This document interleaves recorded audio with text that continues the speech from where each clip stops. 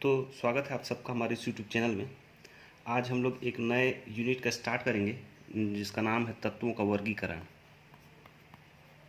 तत्वों का वर्गीकरण। तो हमारे पर्यावरण में या हमारे पृथ्वी में जितने भी तत्व पाए जाते हैं उसको आखिर वर्गीकरण क्यों किया गया। तो तत्वों का वर्गीकरण जो है, तत्वों का वर्गीकरण तो 18वीं सदी तक लगभग हमें 33 तत्वों के बारे में ज्ञात था और आज 21वीं सदी में लगभग 118 तत्वों की खोज हो चुकी है। कम संख्या होने के कारण इसका अध्ययन करना आसान था। जैसे जैसे तत्वों की संख्या बढ़ती गई हमें अध्ययन करने में परेशानी होने लगी। इसी कारण तत्वों का वर्गीकरण करना आवश्यक हो गया। चाहे लिख भी सकते हैं इसको। तो 18वीं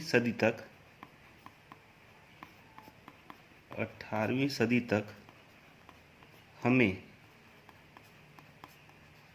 लगभग 33 तत्वों के बारे में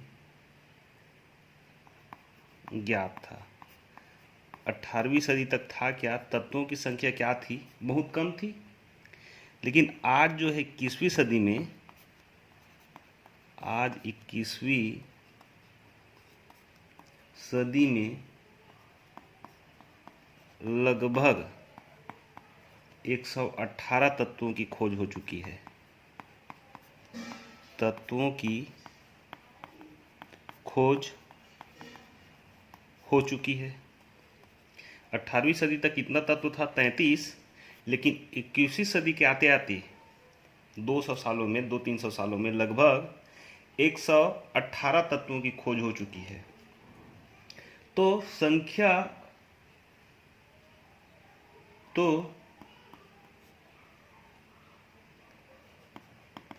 संख्या में कमी होने के कारण, कब संख्या में कमी थी, तो 18वीं सदी में संख्या कम था। तो उसका अध्ययन करना क्या था कारण, उसका अध्ययन करना आसान था। तो अब धीरे धीरे संख्या बढ़ने लगी। तो जैसे जैसे तत्वों की संख्या अब क्या होने लगी, बढ़ने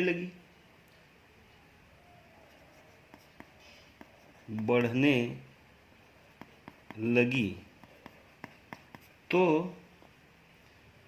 अध्ययन करने में परेशानी होने लगी। तत्वों का अध्ययन करने में परेशानी होने लगी।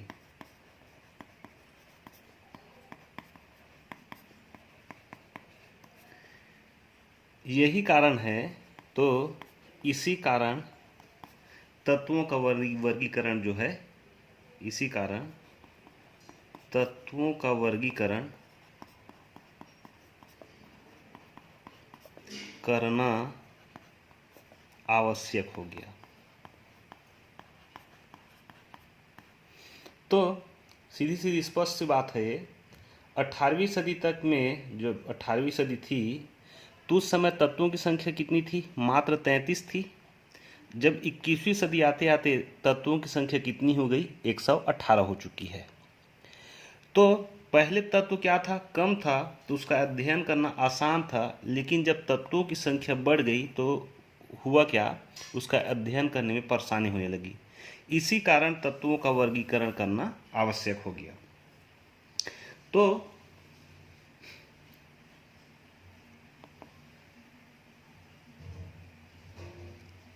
इसमें एक शब्द आता है आवर्तिता। आवर्ती बनाए अपन, एक बढ़ते क्रम में अपन व्यवस्थित करें परमाणु भार के आधार पर। तो एक नाम आया आवर्तिता। तो ये आवर्तिता होता क्या है, तो निश्चित समय अंतराल में, निश्चित समय अंतराल के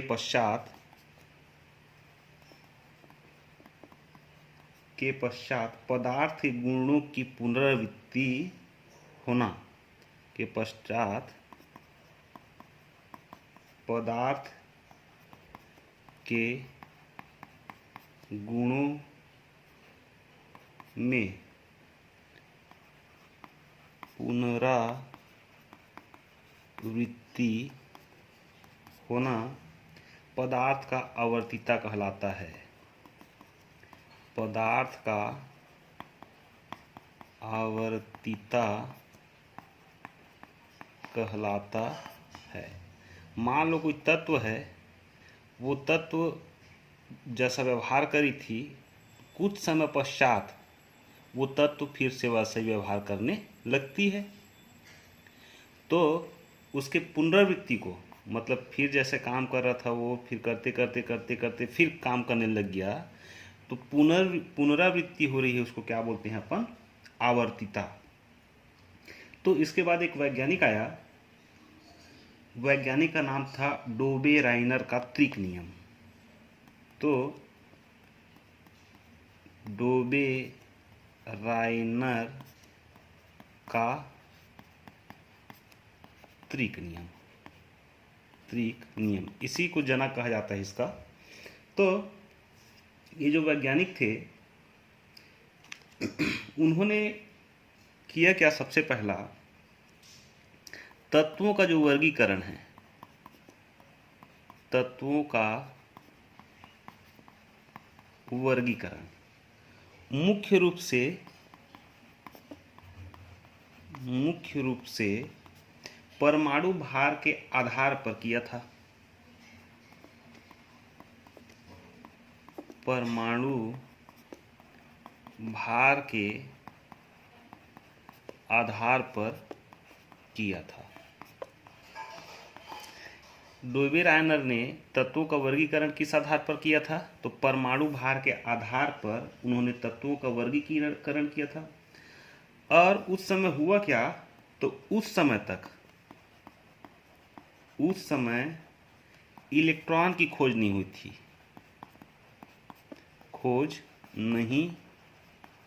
हुई थी, मतलब उस समय ये माना जाता था कि परमाणु को और अधिक भागों में विभाजित नहीं किया जा सकता, ऐसा माना जाता था उस समय। तो उस समय कब, जब इलेक्ट्रॉन की खोज नहीं हुई थी। इसी कारण परमाणु भार के आधार पर,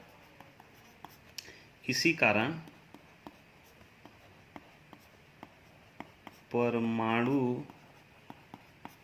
भार के आधार पर तत्वों का वर्गीकरण किया गया।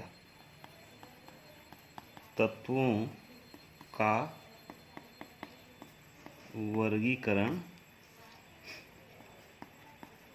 किया गया था। तो तत्वों का वर्गीकरण किस नाम से किया गया था कि उस समय इलेक्ट्रॉन की खोज नहीं हुई थी, तो परमाणु भार के आधार पर किया गया था। अब उसका त्रिक नियम जो था, तो त्रिक नियम होता क्या था, जैसा दो परमाणु है, एक ए है एक के है, तो लिथियम का परमाणु भार जो होता है वो 7 होता है और पोटेशियम का परमाणु भार होता है 39। तो इन दोनों के योग का औसत मतलब 7 + 39/2, तो ये हो गया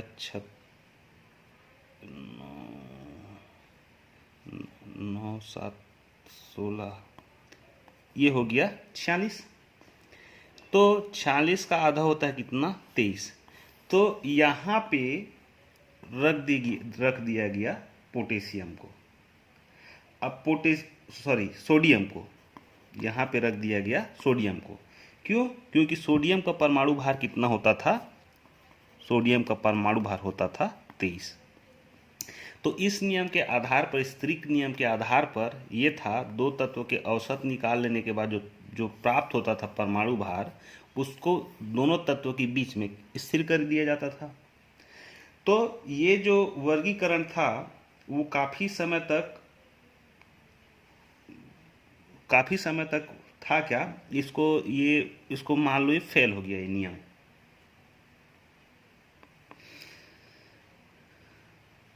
तो जब संख्या कम थी तब तक तो ये ठीक था, लेकिन जैसे जैसे तत्वों की संख्या बढ़ने लग गई तो इसमें ये जो नियम जो दिया था ये वैज्ञानिक डोबे रायना ने, वो कहीं न कहीं उसमें कमी दिखाई देने लगी। तो कमी दिखाई देने लगी, उसके बाद एक वैज्ञानिक आए जिनका नाम था न्यूलैंड का अष्टक नियम। न्यूलैंड का अष्टक नियम, ये भी आए, इन्होंने भी अपना नियम दिया। तो इन्होंने कहा क्या, सबसे पहला तो जो डोबे रायनर ने किया था, तो इन्होंने भी तत्वों के परमाणु भार के आधार पर तत्वों का वर्गीकरण किया था। इन्होंने भी क्या किया था, तत्वों के परमाणु भार के आधार पर तत्वों का वर्गीकरण किया था, परमाणु भार के आधार पर। और इनका नियम जो था अष्टक नियम, अष्टक नियम जो था वो था क्या, पहले तत्व के बाद, मतलब एक तत्व है उसके बाद आठवां तत्व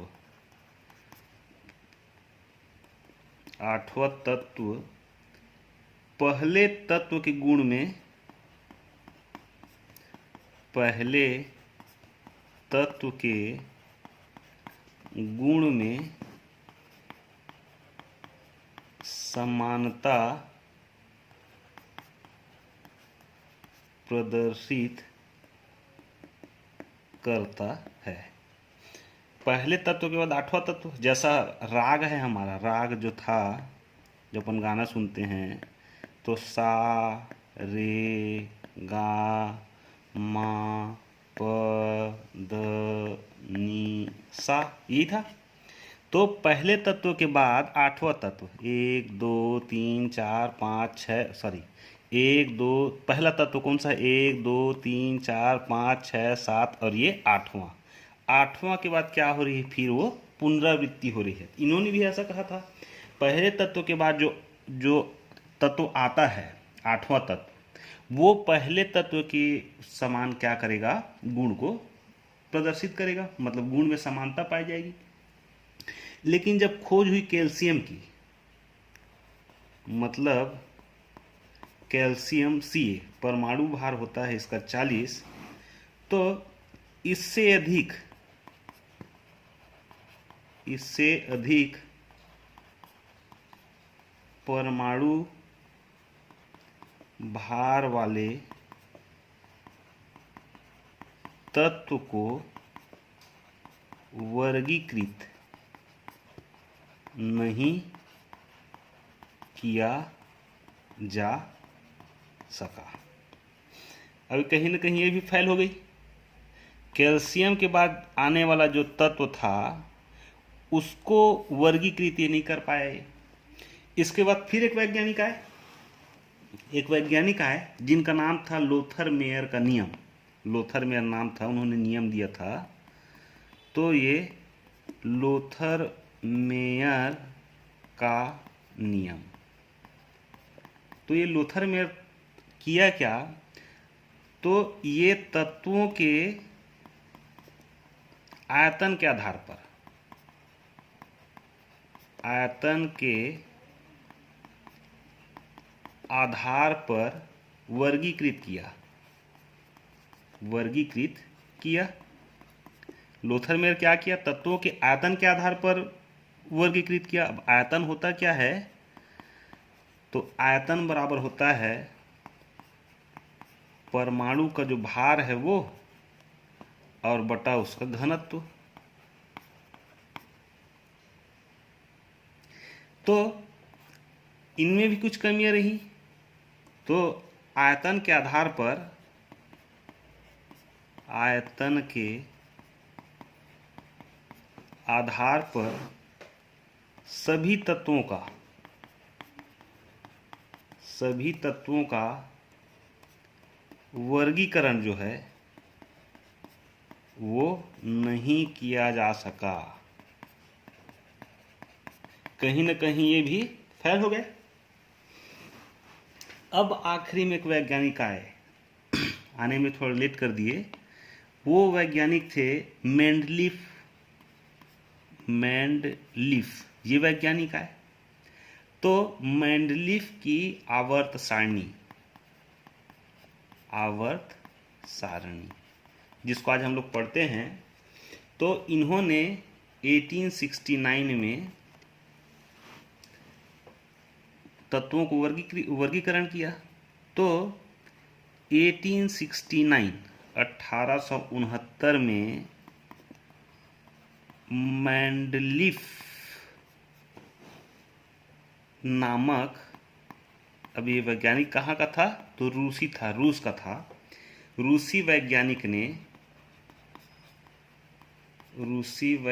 ने एक नियम दिया।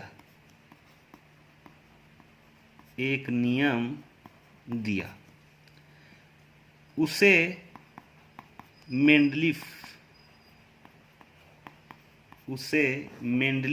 की आवर्त सारणी नियम कहते हैं।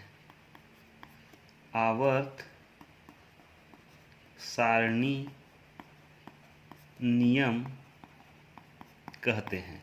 अब ये आवर्त सारणी का जो नियम था वो था क्या, कैसा नियम था, तो तत्वों के भौतिक एवं रासायनिक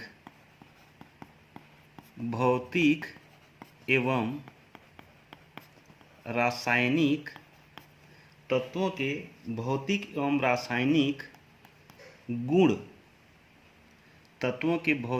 रासायनिक गुण उनके परमाणु भार के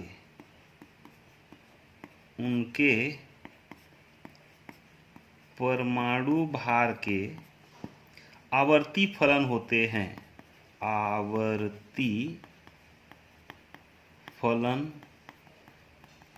हैं। तो तत्वों के भौतिक और रासायनिक गुण परमाणु भार के क्या होते हैं, आवर्ती फलन होते हैं। ये नियम किसने दिया था, तो ये नियम मेंडलीफ ने दिया था। तो इसके आधार पर जो आवर्त की संख्या थी 7 और वर्ग की संख्या थी कुल 9। 9 में एक वर्ग आया शून्य वर्ग इस नाम से कहते हैं क्योंकि इसकी खोज जो हुई थी बाद में हुई थी। लिख लो, शून्य वर्ग की खोज बाद में हुआ था। अब मेंडलीफ का जो आवर्त सारणी जो था, मेंडलीफ का आवर्त सारणी अब बुक में दिया होगा, ये ऐसा होता है मेंडलीफ का आवर्त सारणी। तो इसको और आगे अपन डिटेल से बनाएंगे, अभी समझने के लिए समझ लो। तो इसमें जो क्षैतिज रेखा मतलब जिसको बोलते हैं वर्टिकल हॉरिजेंटल, तो इस हॉरिजेंटल रेखा जो थी इस प्रकार से जो थी वो उसको कहते थे अपन आवर्त, और जो वर्टिकल थी खड़ी जो डिब्बा था उसको बोलते हैं अपन वर्ग। ये होता है वर्टिकल, यही होता है। अब हॉरिजेंटल रूप में देखें तो हाइड्रोजन यहाँ आता है, helium, hydrogen, helium, lithium, beryllium, boron, carbon, nitrogen, oxygen ऐसा आता है। और इधर देखें तो हाइड्रोजन, नियान, क्रिप्टॉन ऐसा ही आते जाता है। तो फिलहाल तो इतना समझ लो, ये जो ऊर्ध्वाधर है, ऊर्ध्वाधर, तो ऊर्ध्वाधर को अपन क्या बोलते हैं? अपन वर्ग बोलते हैं। और जो हॉरिजेंटल है उसको क्या बोलते हैं? अपन क्षैतिज बोलते हैं। तो ये जो संख्या है क्षैतिज, उसकी संख्या कितनी है? 7 है। 1 2 3 4 5 6 और ये ऐसा 7। मतलब डिब्बा डिब्बा गिने तो यहाँ से लेके यहाँ के आते तक कितना डिब्बा? 60 डिब्बा।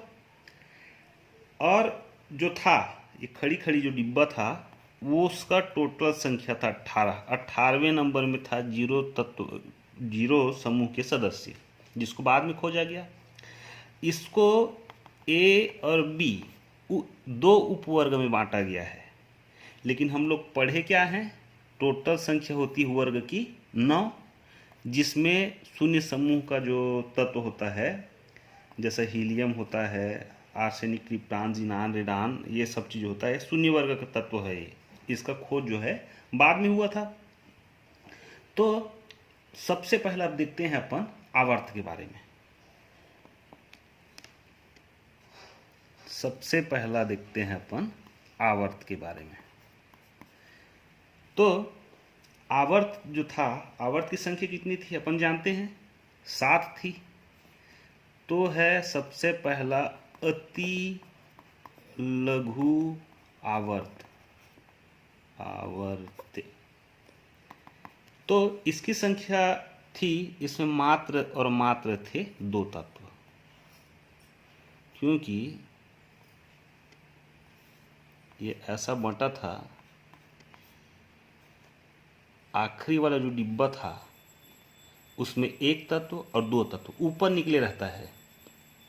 तो इसमें कितने तत्व होते हैं? मात्र 2 तत्व होते हैं। तो 2 तत्व के कारण इसमें लघु आवर्त में में तत्वों की संख्या कितनी है? 2 है। उसी प्रकार जो दूसरा और तीसरा आवर्त है, दूसरा व तीसरा आवर्त, तो दूसरा और तीसरा जो आवर्त है उसको अपन बोलते हैं लघु आवर्त, लघु आवर्त। तो लघु आवर्त जो था, इसमें दूसरा और तीसरा दोनों में 8-8 तत्व थे। मतलब ये पहला था, ये दूसरा था। उसी प्रकार नीचे जब आते जाओगे ना ऐसा, तो गिनोगे उसको, तो तत्वों की संख्या कितनी थी? 8 थी दूसरा और तीसरा में। मतलब दूसरा में lithium, boron, carbon, nitrogen, oxygen, ये सब था। उसके नीचे में आप आओगे तो sodium, magnesium, aluminium, silicon, phosphorus, sodium, ऐसा ऐसा था। तो दूसरा और तीसरा आवर्त में तत्वों की संख्या कितनी थी? 8-8 थी। तीसरा जो आवर्त था, क्षैतिज जो रेखा थी, उसमें चौथा व पांचवा आवर्त, इसको दीर्घ आवर्त बोलते हैं अपन, दीर्घ आवर्त। और जो डिब्बा डिब्बा दिया होगा ना, उसको ऐसा 7 डिब्बा मानो, 1 2 3 4 5 6 1 7।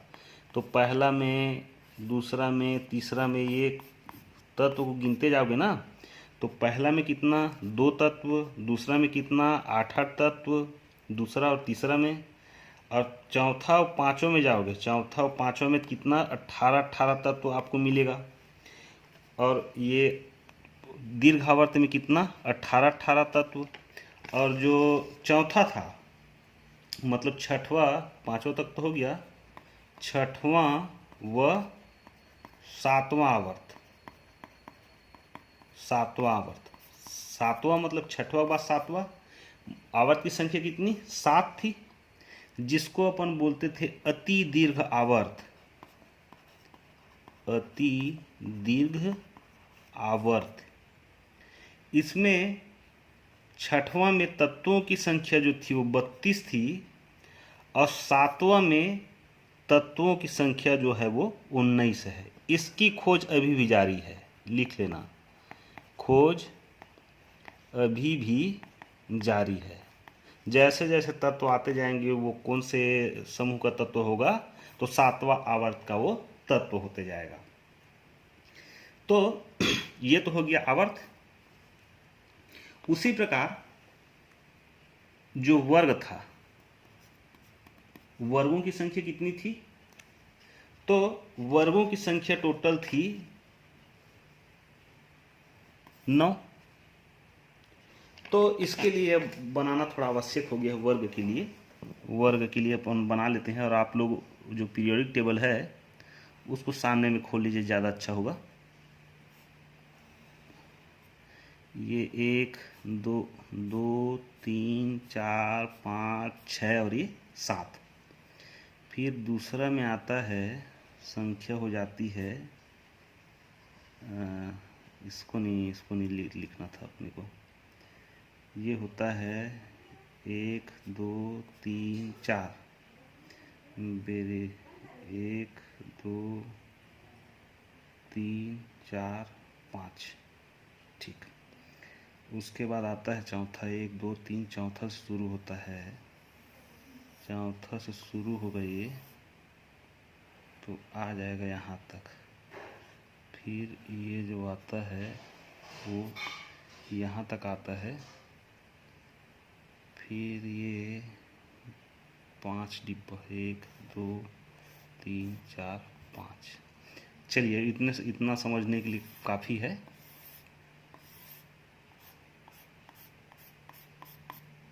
तो इसमें जो था, कितना वर्ग था, 9 वर्ग था।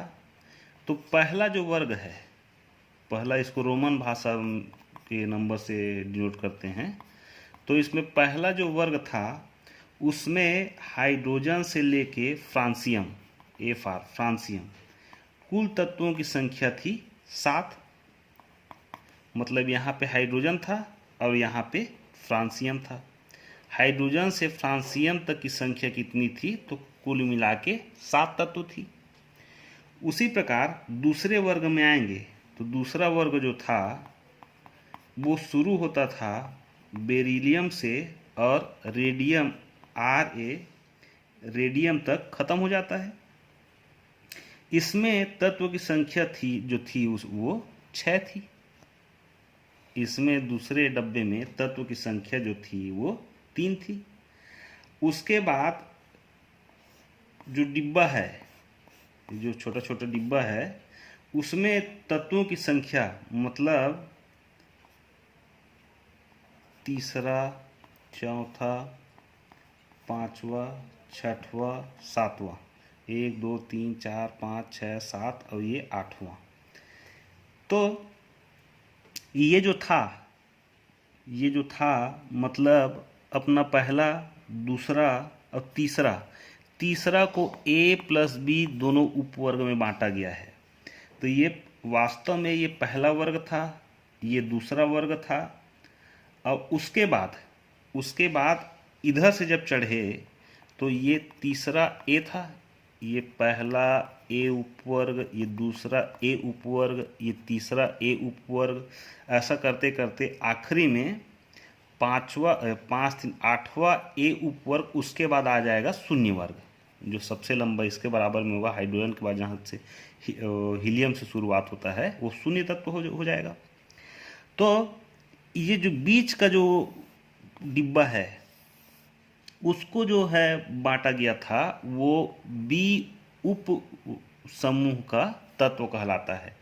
कुल जो ए समूह का तत्व है, ए समूह जो है उसकी संख्या कितनी है, तो उसकी संख्या है कुल मिला के 9।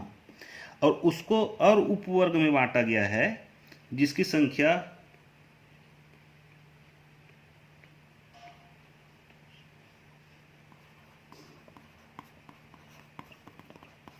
उपवर्ग की संख्या क्या है, वो 10 है। इसको पीरियोडिक टेबल सामने में रहता तो और ज़्यादा बताने में ज़्यादा आसानी होता। फिलहाल आप घर में देख लीजिएगा। तो इसमें देखिए, इसको जो बांटा गया था वो कलरफुल, जब देखेंगे आप कलरफुल, जब पीरियोडिक टेबल देखेंगे, मतलब जो कलर होता है, पीरियोडिक टेबल का जो कलर होता है, उसमें जो ग्रीन होता है, ग्रीन जो होता है वो होता है अधातु तत्व। ग्रीन कलर का जो तत्व होता है वो अधातु तत्व होता है, और पिंक कलर का जो तत्व होता है वो होता है धातु। और एक और कलर आता है, वो कलर है ब्लू। ब्लू को प्रदर्शित करता है, वो है उपधातु से। ये प्रमुख तीन ही है ना, प्रमुख तीन ही हैं। उसके बाद जो बांटा गया है एल्केन, एल्केनाइन, अर्थ, जो ट्रांजिशन मेटल, मेटल, ये सब अलग है। लेकिन प्रमुख जो ये है तीन कलर वाला जो देखेंगे आप पीरियोडिक टेबल, उसमें जो जो जहाँ ग्रीन दिखाई देगा वो अधातु होगा, पिंक होगा वो धातु होगा, और ब्लू जो होगा वो उपधातु होगा। तो इसके बारे में अब जो मेंडलीव की जो आवर्त सारणी है उसके बारे में अगली क्लास में पूरा डिटेल से देखेंगे अपन कि वास्तव में और क्या क्या था, या कुछ छूट गया होगा उसमें अपन ऐड करेंगे। तो फिलहाल जो मेंडलीव की जो आवर्त सारणी है उसमें जो आपका जो वर्टिकल था, वर्टिकल मतलब वो आवर्त था, जो आवर्त और दूसरा वर्ग, इसके बारे में घर में थोड़ा सा गहन अध्ययन कर लीजिएगा, तो आगे की जो कक्षाएं हैं उसमें पढ़ने में और समझने में हमको काफ़ी आसानी जाएगी। तो आज के लिए बस इतना ही। बहुत बहुत धन्यवाद।